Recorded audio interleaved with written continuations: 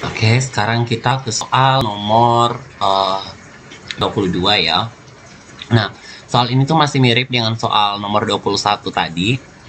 Nah, cuma pertanyaannya berbeda ya. Nah, agar balok tidak berhenti pada lantai kasar, gaya dorong yang perlu ditambahkan minimum sebesar berapa? Jadi, di sini ada yang perlu kita garis bawahi, yaitu ini ya. Agar balok tidak berhenti. Jadi, balok tidak berhenti. Jadi, kita ingin kalau baloknya itu tidak berhenti. Nah, kalau baloknya tidak berhenti, itu ada beberapa kemungkinan ya. Jadi ada syaratnya ya. Syaratnya itu agar tidak berhenti.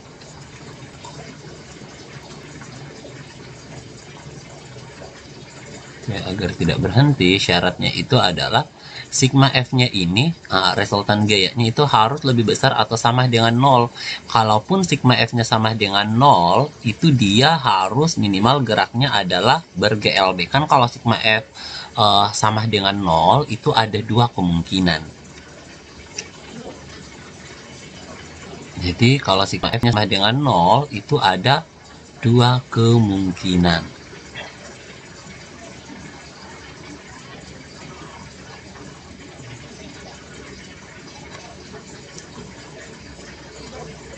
F.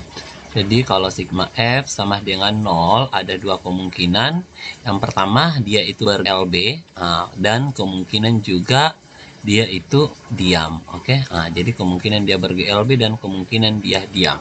Nah, jadi karena kalau kita perhatikan geraknya, misalkan ini titik A, ini titik B, dan ini titik C, otomatis di titik B ini kan dia punya kecepatan. Jadi untuk pasti kalau misalkan sigma F-nya sama dengan 0, dia akan tetap ber-GLB ya, sesuai dengan hukum kelembaman. Jadi gaya minimal yang kita perlukan itu sigma F-nya minimal harus sama dengan 0. Oke? Nah, karena gerak B ke C itu adalah kasar, berarti di situ akan ada gaya gesek ya. Jadi kalau kita gambarkan gayanya seperti ini, ada gaya F ke sini, kemudian ada gaya gesek melawan ke arah sini. Oke. Nah, supaya sigma F-nya sama dengan 0, agar sigma F sama dengan 0, maka gaya geseknya ini itu harus sama dengan gaya F-nya ya. Jadi F ini harus sama dengan gaya gesek. Oke. Nah, sekarang kita tuliskan persamaan resultan gayanya ya. Kalau misalkan ini dipercepat ya.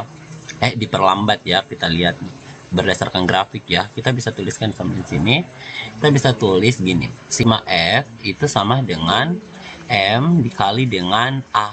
A-nya ini adalah percepatan dari B ke C. Oke, percepatan benda dari B ke C. Nah, F itu ada F dikurang dengan gaya gesek, kemudian sama dengan M. M-nya tadi tuh M dikali dengan A-nya B ke C. Oke, berarti tugas kita sekarang adalah mencari dulu berapa nilai dari percepatan B ke C.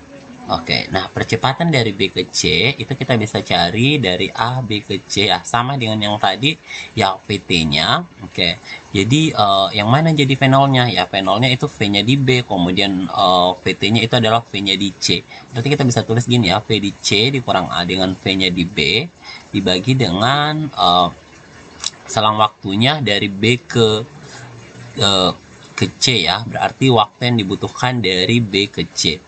Oke, dari B ke C. Nah, V-nya C itu tidak lain adalah 0, berarti 0 dikurang dengan V-nya di B itu 6 dibagi dengan T-nya B ke C itu adalah dari 8 ke 24 itu adalah 16. Jadi kita akan peroleh 6 per 6 minus 6 per 16 minus 6 per 16 itu sama dengan 2 per 8 ya. 3 per 8 ya, 3 per 8 minus 3 per 8, maka ini tuh sama dengan minus 3,75. Oke. Jadi kalau kita substitusiin masuk ke sini, maka kita akan peroleh F itu dikurang dengan gaya gesek itu sama dengan M-nya itu 10 dikali dengan minus 3,75. Oke. Nah, kita akan peroleh F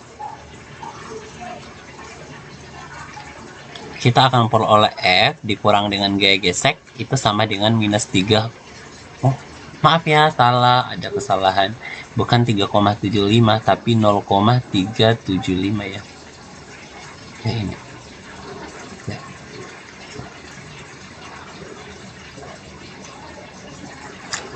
Oke. Jadi dapatnya adalah minus 0,375. Oke, minus 375 berarti ini sama dengan minus 0,375. Maka kita akan peroleh 3,75 ya. Berarti kita bisa tuliskan gini ya, bahwa ditambah dengan jadi pindahkan ke sebelah ditambah 3,75 itu sama dengan gaya gesek. Nah, syaratnya kan gaya geseknya itu harus sama dengan F-nya.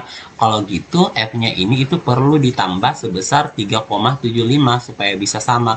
Maka jawaban yang benar itu adalah 3,75 Newton. Jadi di sini tuh opsinya salah ketik ya. Harusnya di sini itu adalah 3,75 Newton ya. Jadi opsi yang benar itu adalah opsi yang A.